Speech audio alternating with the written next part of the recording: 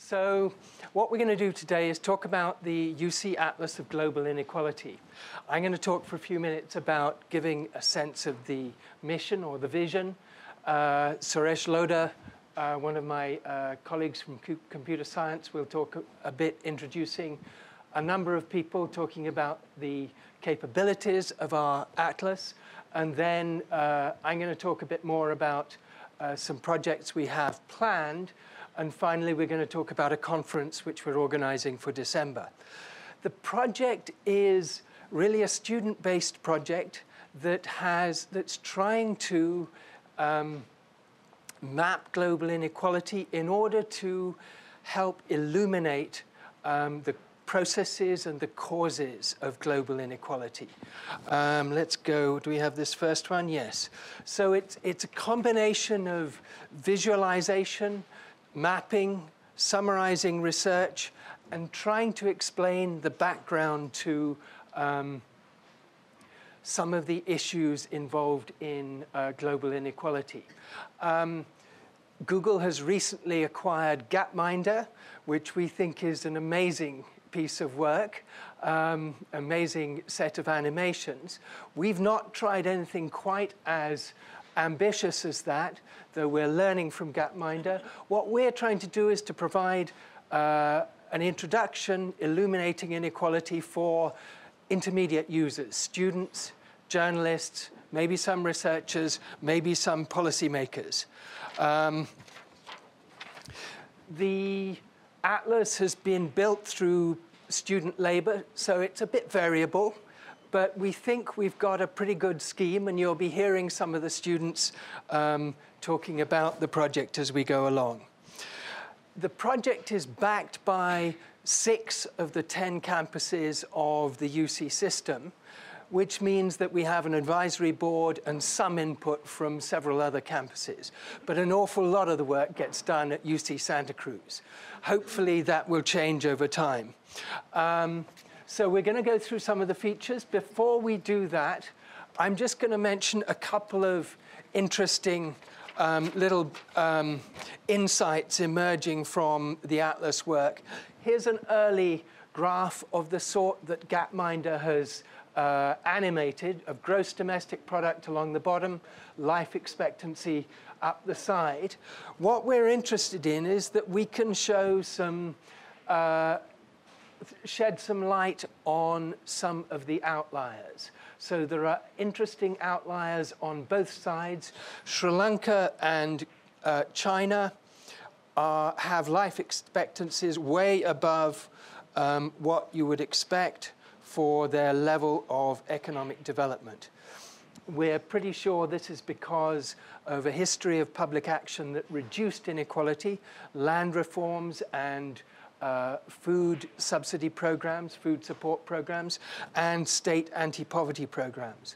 At the same time, outliers on the other side, Brazil and South Africa, are very easily explicable as being high inequality countries, with governments, in the case of Brazil, not implementing anti-poverty programs. In the case of South Africa at this time, 1980, implementing what we could call poverty programs, creating poverty. Another graph from the early stages of the Atlas, which is online in our health section. This is a graph of life expectancy. That's the blue bars, ranking the countries with the highest life expectancy. This is in 2000. And then we overlaid healthcare costs. And what's interesting about that is the adjacent appearance of the United States and Cuba, showing with virtually the same life expectancy and being at more or less extremes of healthcare spending per capita. And it confirms, at first we thought this was just a statistical artifact. It doesn't seem as though it is. It seems that the life expectancy figures from Cuba are perfectly okay, they're robust, and that the Cuban healthcare system does indeed provide very adequate healthcare at extremely low cost compared to the US. Okay, I'm going to hand over to Suresh Lodha, who's going to talk about introducing the atlas as a whole. Okay, so I'm Suresh Lodha, and I'm teaching a graduate class this quarter at Santa Cruz on computer graphics. So some of my students are going to actually make this presentation. So what we are going to do is to give you a brief tour of the website of the UC Atlas of Global Inequality and introduce you to the various features that we support. So this presentation will be supported by Prabhat Gunawardane, Jack Feng, Mike Patterson, A.D. Chandra, and some members of the UC Atlas team that has been working with Ben Crow, introducing you to the blog. So what we are going to do is to introduce you to these 5 features of the UC Atlas. We support various themes, much beyond income inequality, and then a tour of interactive maps that you can generate using the UC Atlas, and some work on specific country pages, and then interactive database will be presented by Eddie, and finally a discussion of blocks which encourages debates by Anita and Ellen. So with that, I will invite Prabhat to start this presentation. Let me switch to the web.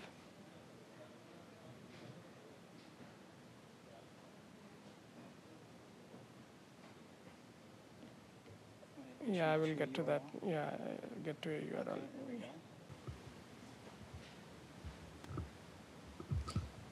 Thanks, Suresh. So I will just take you guys through a brief overview of the themes available in UC Atlas and the main maps that I used here. So as you can see on the left-hand side, you get like 6 main themes that UC Atlas focuses on: health, income inequality, gender, economic globalization, connections, and inequality, of course. So just let's take a look at a couple of visualizations available. So if you take life expectancy, we have life expectancies for each region, each country. And in this map, the purple shows low life expectancy, and the dark green is, of course, high. And if you move forward through the decades, you can see that as a global trend, life expectancy is, of course, increasing. But the exception is, of course, in sub-Saharan Africa, due to HIV epidemic in the last decade, from 1990 to 2000, life expectancy has actually decreased. So let's take another look at the causes of death. So if you look at the developed regions and developing regions, this basically shows that there's a much, very big difference in what actually causes people's deaths, as in communicable diseases are the most prominent cause of death in developing regions, as opposed to non-communicable diseases. And well, at the same time, I'm trying to show you all the graphs that are available currently in UC Atlas 2. So there's this radar graph, which shows a more specific, detailed view of what are the actual causes of death. And the blue line shows the average for the world for each specific category. And say if you were to compare Western Europe, which is indicated by this yellow line, you can see that most of the deaths are due to cardiovascular diseases and malignant neoplasms. And on the other hand, you can see a heavy bias towards infectious diseases and respiratory diseases in this orange line, which actually represents sub-Saharan Africa. So using a particular kind of graph, this particular radar graph in this instance, can make it really easy to visualize what's happening in a particular region as opposed to some other parts of the world. So, okay. So UC Atlas also has information on global trade flows. So this particular map shows trade coming in and out of each region. And the size of these arrows indicate the amount of exports, the blue arrows, and the imports in the red arrows. So if we take Japan, for example, you can see there's a massive amount of exports going into the United States, as well as coming back, imports coming back from states.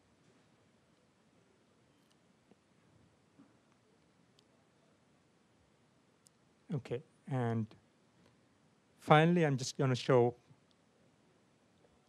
a graph on the global use of internet and computer usage, something we're all familiar with. So yeah, at the beginning of the 90s, of course, it was almost non-existent.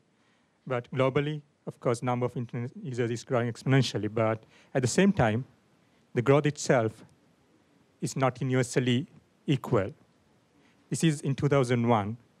The number of internet users in North America is per 100 users, 61%, whereas in South Asia, it was 1 user for every 200 people. So another interesting fact about UC Global Atlas is that in addition to the just presenting data, just visualizing data, there's also under each team quite a generous description about what causes those differences and what the actual indicators mean. Okay, and with that, I'm actually going to hand over to Mike, to talk about individual countries and their differences. Thanks, Prabha. Okay, the country pages provide a unified access to global inequality data for more than 200 countries, and it uses about 60 indicators.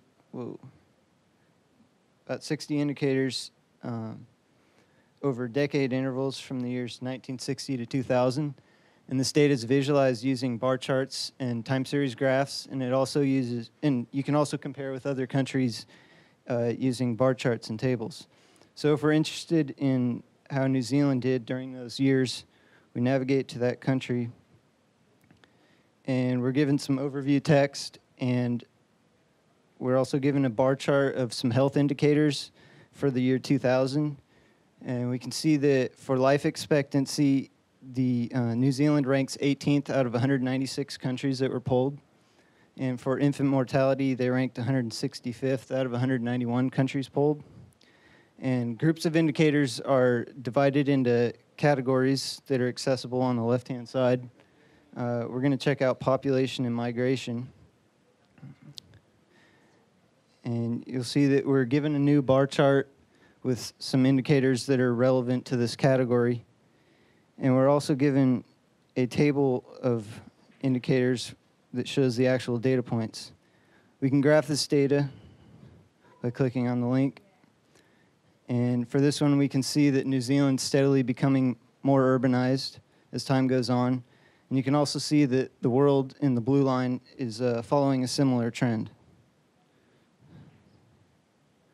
Okay. And finally, we can compare this data with other countries by selecting some of the indicators that we're interested in. And then selecting a country. We'll check out Japan. And you can see that now Japan has been interleaved into the indicator rows, shown right there.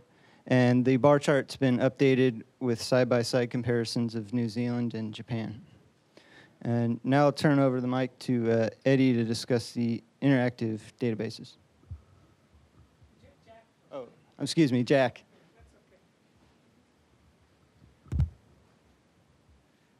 Hi, I'm now going to talk about the interactive maps functionality of the site.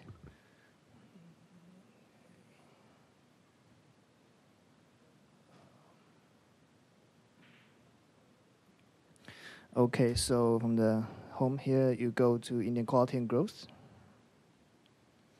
And then you follow the link on main database. And there is a link on the top here to make a map.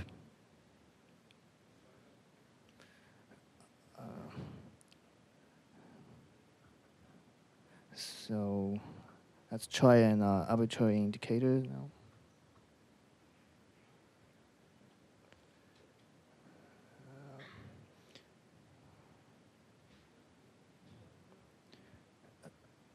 So basically, you can choose one from one of the many indicators and from one of the years ranging from 1960 to 2000.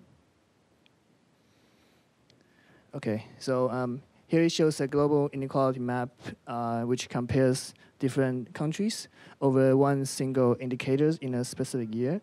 And this map uses a pseudo-coloring scheme, which associate each one of the country to one of the 6 colors as defined in the legend, where white represents no data, and from the green to red represents from the smallest value to the largest value of indicators.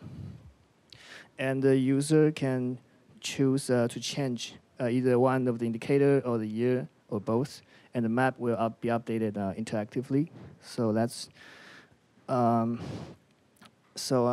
we can notice that there's a lot of internet users in the United States and not so many in China. So let's see how it does in 2000.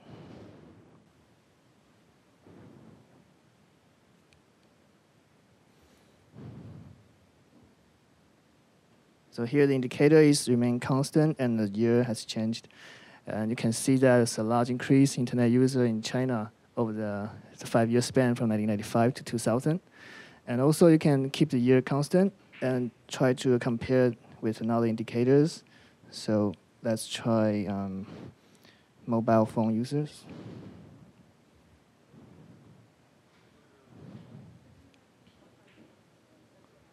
So here's a map updated again accordingly. So the user can also perform more comparison between indicators and year, and the map will be updated interactively. Okay, so now I'm going to hand over to Eddie to talk about the interactive database.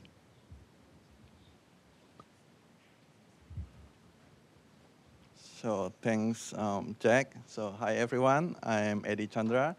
I'm a first-year graduate student. I'm doing my master at the UCSC. I will be going to talk about the UC Atlas database.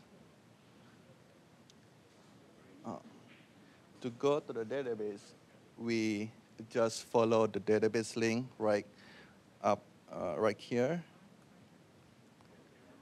So the UC Atlas database provides 3 outputs based on the information that we're interested in. They are data table, line graph, or bar graph. The steps are broken into 5.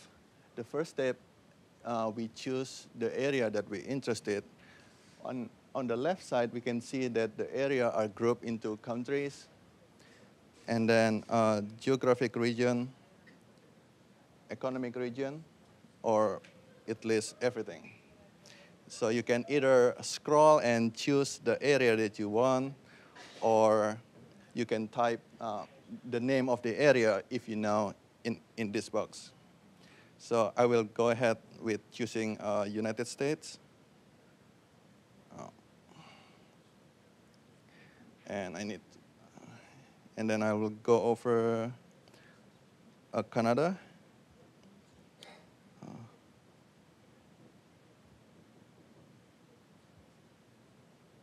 And Japan.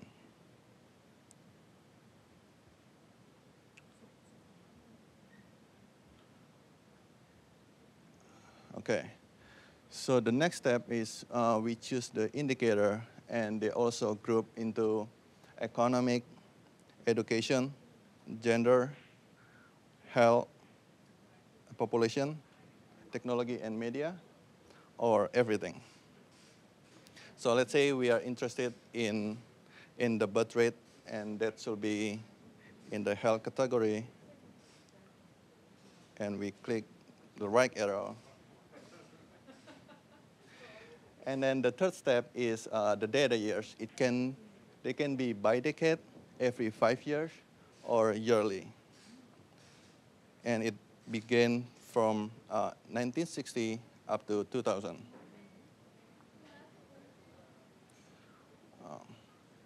The fourth step is relevant only if you want your output as a data table. So what we're looking here is the row of the table can be by country, by indicator, or by years. And we can sort the data ascending or descendingly on which year and on which indicator. For now, we only have one, which is the birth rate. So we'll go and submit the query. So here we are looking at the data table.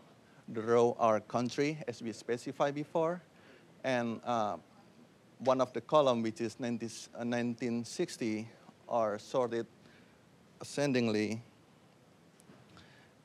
and for the birth rate data. We can also download the data as an Excel file for our own purpose. Let's see how the bar graph will look like.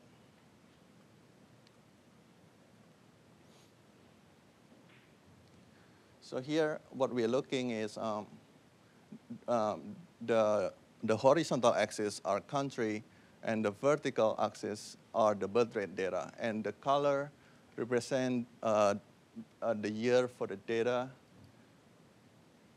So it starts from 1960 up to 2000. The UC Atlas database also provide a way to have more than one indicator.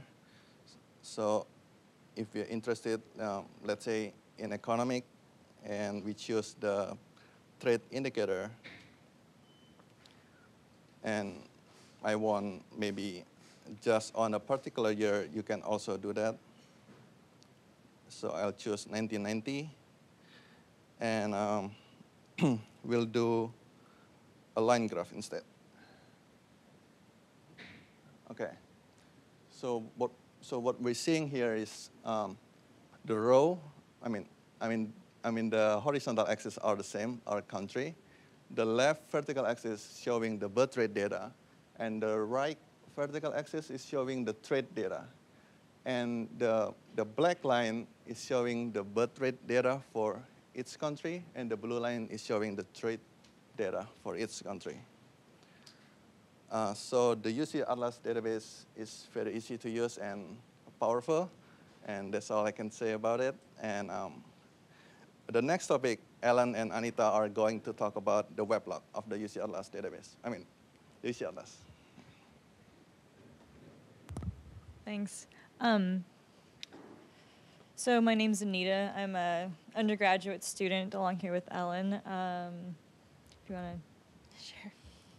Hi, my name is Ellen, and I'm a third-year undergraduate UCSC Sociology major. Oh, right. I'm a fourth-year History and History of Visual Art and Culture major. What we're going to talk about are the blogs, which we're going to get up here pretty soon. We're going to go over why we blog, what we blog, and the process that it takes to develop what we're blogging and like choosing, and then the peer editing process. And then Ellen's going to go over an example, hopefully technology willing. So basically, why we blog is to encourage debate and awareness among the community that we're trying to reach through the UC Atlas. And unlike other atlases of this sort, our goal is to engage academic and a scholarly audience, although it's open for everyone, obviously. So we're looking to engage students, professors, researchers to, take a look at this huge amount of information that we have. And what the blog provides is a context in which you can see this information. So we look at articles from the UNDP publications, the World Development Reports. We have a number of journals that we consistently monitor for relevant articles that we might want to cover. For example, I just did one on the Journal of Economic Inequality, which looked at regional versus country-specific poverty. And our goal is to get articles that are relevant to the way that poverty can be seen globally. So we want things that fall within the range of our themes. We went through some of them are gender, health, connectedness, for example. And what we want are also unique articles that aren't necessarily repetitive, because there's tons of articles out there on globalization. What we want are ones that are bringing up new ideas that may not have been discussed before. So just going back to the example of the one that I most recently did, we were looking at region-specific poverty, which is something that the Atlas hasn't really gone into too much because we mainly look at poverty, poverty-based throughout countries as opposed to urban versus rural, etc. Now, Ellen's going to tell us more about the process that we go through.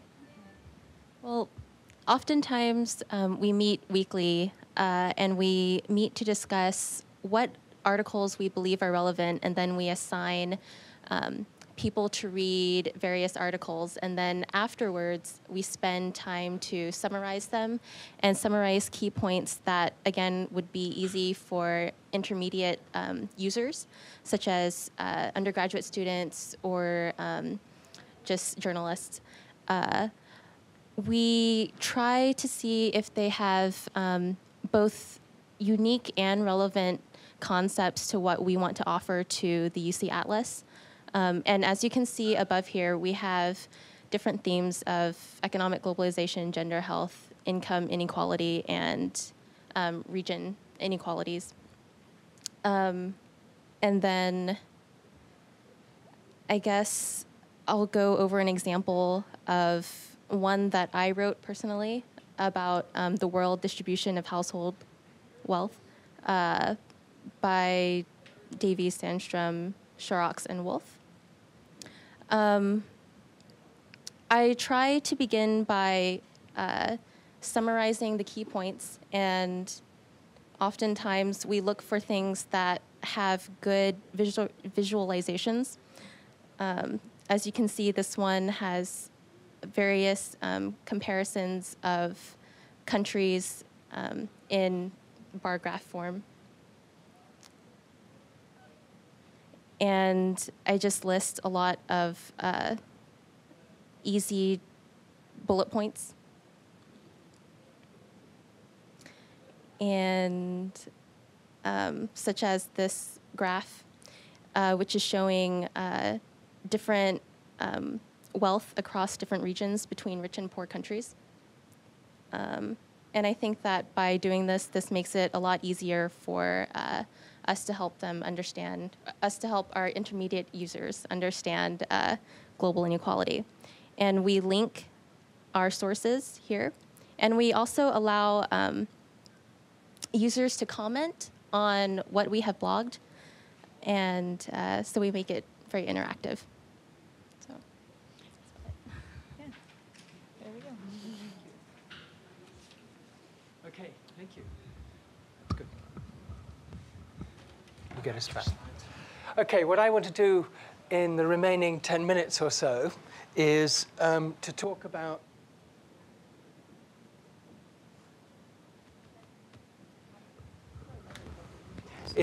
first about, thank you, some projects we have which are not yet online, but which we think are important. So I'm going to talk about two projects. One's on the environment. One is on poverty and understanding the causes of poverty. So one of the things we did early on in thinking about the environment was to map two views of environmental sustainability. We took a standard one, which is the ecological footprint, which measures the amount of land particular cities or countries or societies use. Then we took a more recent one produced by Yale and Columbia universities called the Environmental Sustainability Index. This is an aggregate of around 70 different variables, including pollution, resource use, vulnerability, and governance of the environment. These are the maps we found. So what the blue is high sustainability, the yellow is low sustainability. This suggests that the industrialized world cannot be sustained, but the third world or the non-industrial world can. This is the ecological footprint. If you look at the Environmental Sustainability Index, it's almost the reverse. So most of the, again, blue is highly sustainable, low sustainability is yellow. And what this suggests is the industrialized world, with the exception of the US and a few other places, is sustainable. But the non-industrialized world, particularly Africa and Asia, is not sustainable. So what's happening here? What we think is that the ecological footprint is really overlooking human creativity, whereas the Environmental Sustainability Index, by default rather than by choice, has included some indicators of human capacity to modify the relation to the environment. What this suggests is the need to situate these different views on the continuum of contemporary views. And essentially, we can do this on a continuum between optimism and doom. And to go through this simply, there is technological optimism. The people that George Bush particularly likes to listen to fall into this category. There is environmental managerialism, which is the common way in which international meetings and governments think about the environment. Both of these are subject to the limitation that they assume a technological determinism, that social change is largely determined by an autonomous technological change. Very common in academia and elsewhere is Malthusian pessimism, which assumes that humans are the same as animals and face similar crises. And then again, particularly in Santa Cruz, there is a deep green pessimism, which says we all have to go back and live on the land. Now, these suffer from a problem that they apply concepts from ecology directly to humanity. Neither of these assumptions of technological determinism or naturalistic reductionism do we think are actually applicable.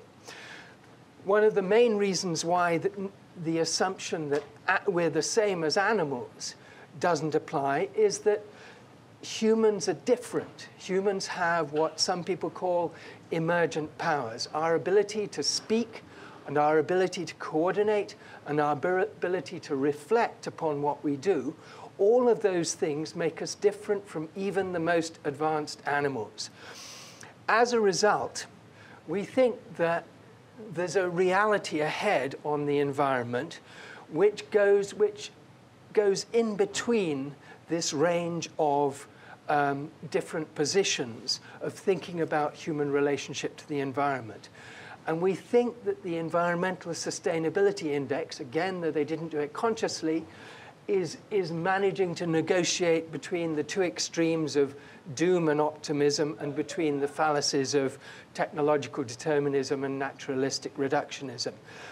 As a result, our project is to think about how the world is changing in relation to the turning points and human creativity that is being released across the world.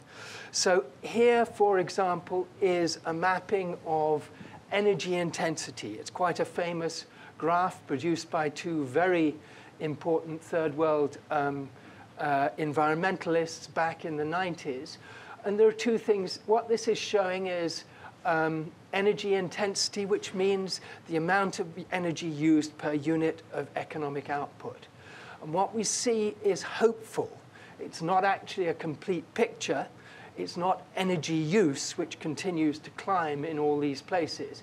But what it's showing is that as successive industrial revolutions have occurred, they've occurred with a lesser peak of energy intensity.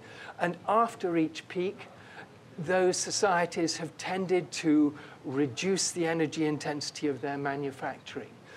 As I say, overall energy use rises. But what this suggests is that it's possible to do much more with less energy. Similar things can be seen with water. In this case, we've got a graph of the overall use of water in the United States between 1900 and 1995. What this shows is that the two major uses of water, the use of water to cool power stations and the use of water for irrigation. In the rest of the world, use of water for irrigation is generally the largest use. But both of these have leveled off after 1980 as the price of water, the scarcity of water, and awareness of environmental issues has risen. So there's the reflexive process of humans is coming into play. There's a whole other set of curves called environmental Kuznets curves, which show similar effects for all sorts of air pollution. There are also some sorts of relationships which do not show turning points. But what I'm focusing on at the moment are the relationships which show turning points. And what we want to do is to map some of these country by country in order to look at environmental change as it's happening, rather than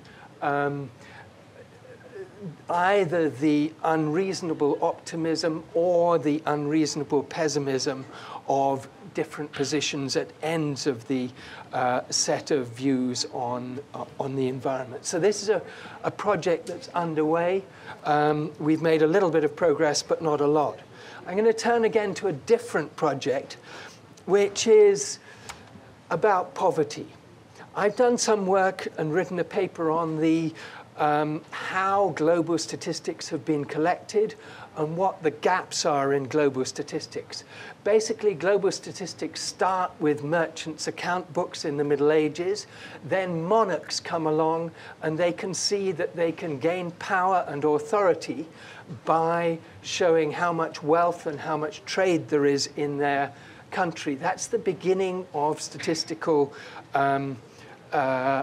collection. In the early 1900s, in the 1990s in particular, it gains much greater strength as all sorts of institutions, from the World Bank to the UNDP and many of the other UN agencies and the World Health Organization, begin to collect data from governments and distribute it. But by and large, as I've said on this slide, there are gaps. These include things that corporations and governments don't care about and issues they want to ignore. Poverty and inequality come into this last category, so that there is very little systematic collection of data on poverty and inequality. We think that there's a big opportunity for distributed data collection around some of these gaps, because corporations and governments are not, unless there is very effective social movements, there are social movements worldwide which force them to collect that data, I don't think they're going to be collecting it. So we've begun looking at poverty stats, poverty statistics and processes, and getting beneath the nation as a unit of analysis, trying to look at the disparity of social outcomes for rich and poor, looking at maps, and looking at within-country mapping. We're hoping to collaborate with an institute at Columbia University, CSIN, that's been doing a lot of the work around this. Here's an early example of an attempt to graph some differences within countries. What this shows is the orange are under 5 mortality differences for the poorest 20% in each of these countries, and the blue are under 5 mortality rates for the rich in each country. Then that purple jagged line is just the ratio of the rich, the mortality rate for the rich and the poor. What it shows is there's a lot of difference, and I suspect that these data greatly underestimate those differences. But that's a first attempt at looking at some of the differences between rich and poor. This, coming from CSIN, is a much more sophisticated attempt to use poverty mapping. What this shows, this is the case of Bangladesh, and I happen to have done research in this area and up in this area of Bogra, so I know a little bit about this. What this is doing is interpolating from census data in order to make estimates of regional poverty. And I think it's hopeful. It's not by any means perfect. The dark green is very high levels of poverty, more than 45 to 50%, falling below a district-specific poverty line. The light green is a lower level of poverty, so it's a simple head count of proportion of people suffering from poverty. What has not been done yet is putting together this map with processes that cause this. The World Bank has been funding some of these maps because they want them as a check on government policy. We're less interested in government policy than in the processes, the reasons behind poverty. And what we're thinking of doing is putting together local household surveys which look at the process with poverty mapping. This is an example of some work done by Anirudh Krishna at Duke University, and he's done some exemplary work looking at local ideas about poverty and looking at escape from and descent into poverty. And here I've summarized the findings from his study on Kenya, but he's also done a number of studies in India, Peru, and I think half a dozen countries. And what these studies show is very striking. It shows that while there is significant escape from poverty, a lot of people, a lot of households descend into poverty in any period of 10 or 20 years. The reasons for descent, excuse me, the reasons for descent into poverty are fairly consistent, though they vary a bit from one region to another. Health crises are the main reason, then social commitments, in this case, funerals, and various sorts of vulnerability. Again, the reasons for escape out of poverty are also fairly consistent. Usually it's obtaining a job or establishing a small business. So these depend upon the reduction of poverty at the rural level, and probably in cities also, depends upon the diversification of the economy. So these sorts of studies give us information which greatly expand upon the poverty maps which are beginning to be produced. I'm going to skip over this. This is the process that Krishna uses for establishing poverty lines in order to work out who's escaped from. It's a very interesting, not perfect process, but it's pretty good, the best that's around at the moment. What we're trying to do then is to talk about putting together poverty mapping with the causes of poverty. We think we can do this at least through three processes: aggregation of household surveys, political economy analysis, perhaps through layers of historical, economic, sociological, and environmental data. We think there's also the important possibility of using a wiki, perhaps linked to our country pages, which brings in global data. This is still in the early stages. We haven't got a really good model for doing this, but we think that there is the potential to make good the gaps in corporate and governmental statistics by beginning to bring in a more democratic style of poverty mapping. These are both early examples, and I want to turn over briefly to Erin Middleton, who's going to talk about our conference in December. Hi, my name is Erin Middleton, and I'm an undergrad in the Environmental Studies and Math departments at UCSC. And I'd like to talk with you and invite you to our upcoming conference on global inequality. We found that the debate of the impacts of globalization on poverty and inequality has been too narrowly conceived. And in the media and academia, they've focused mainly on income inequality and on the national level. So the aim of our conference is to broaden this debate by mapping global inequality at various scales, and also by applying a multidisciplinary study to broaden the debate to such topics as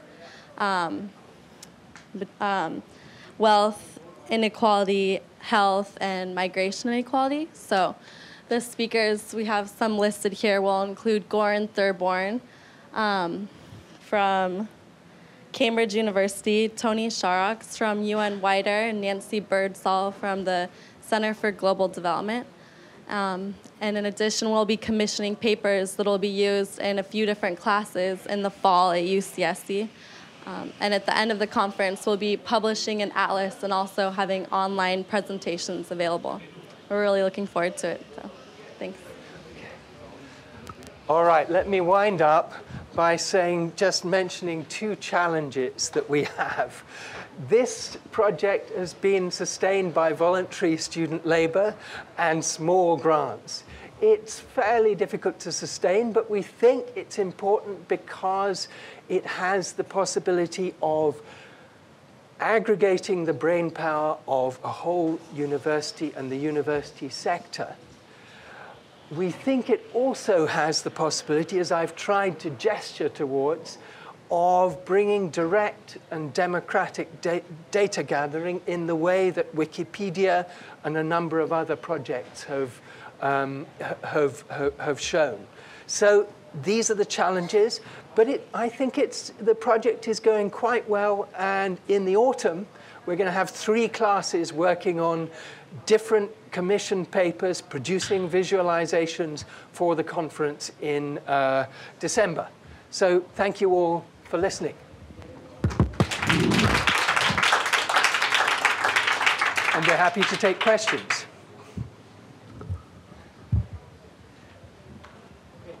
And a question regarding are there other sources online which also give so much access to this global data?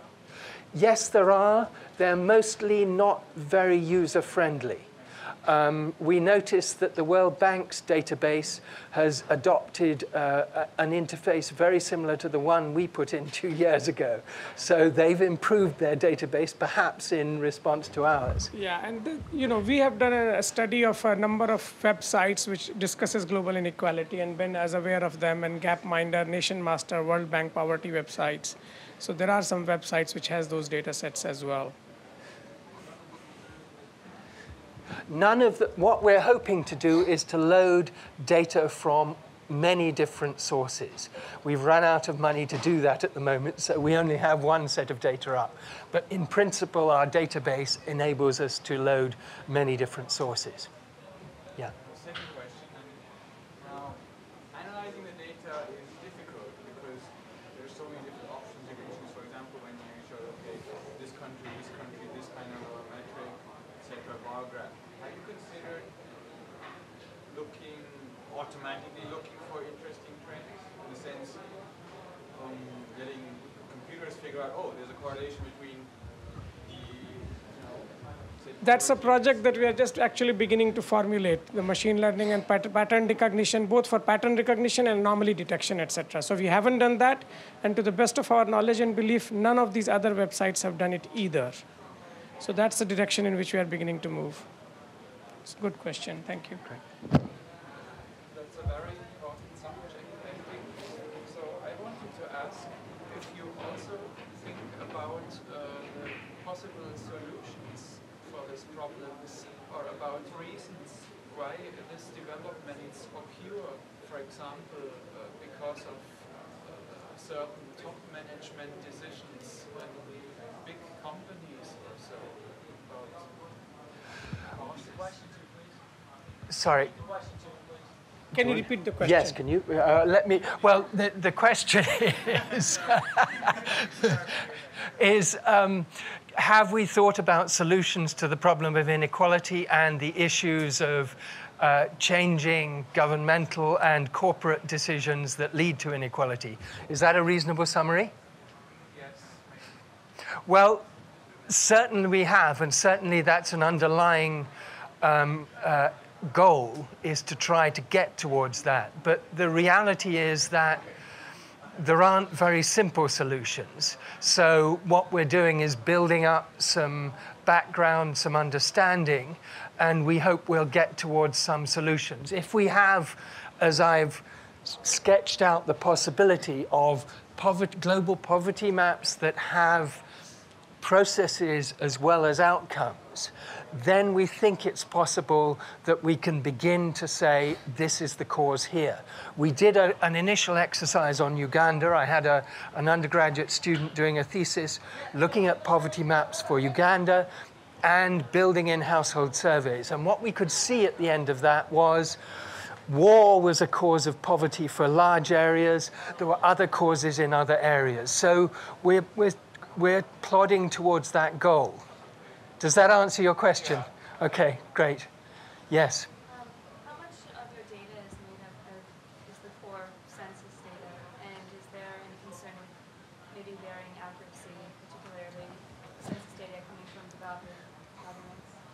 Yeah, that's an excellent question. So the question is there other data apart from census data?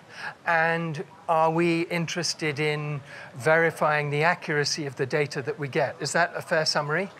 So we've been very interested in this, and we have a website up which tries to summarize some of the international processes through which data is collected.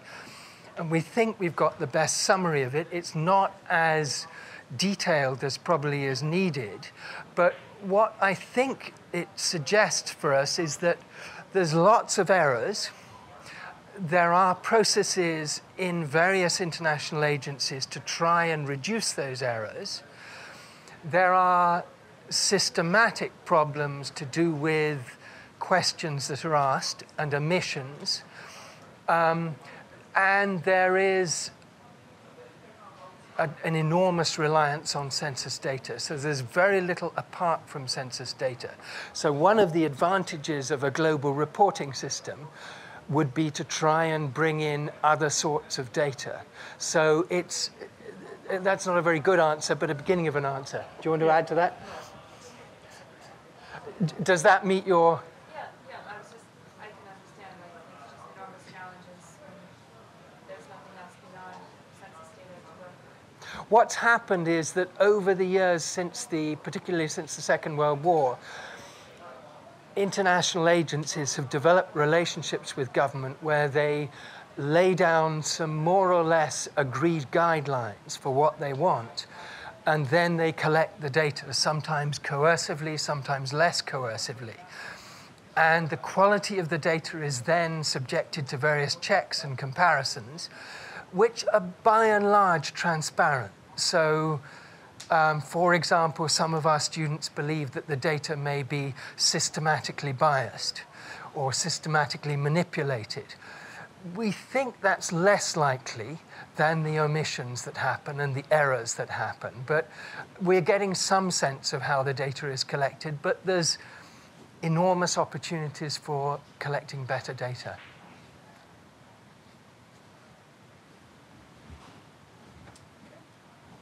I think we're done. Thank you very much.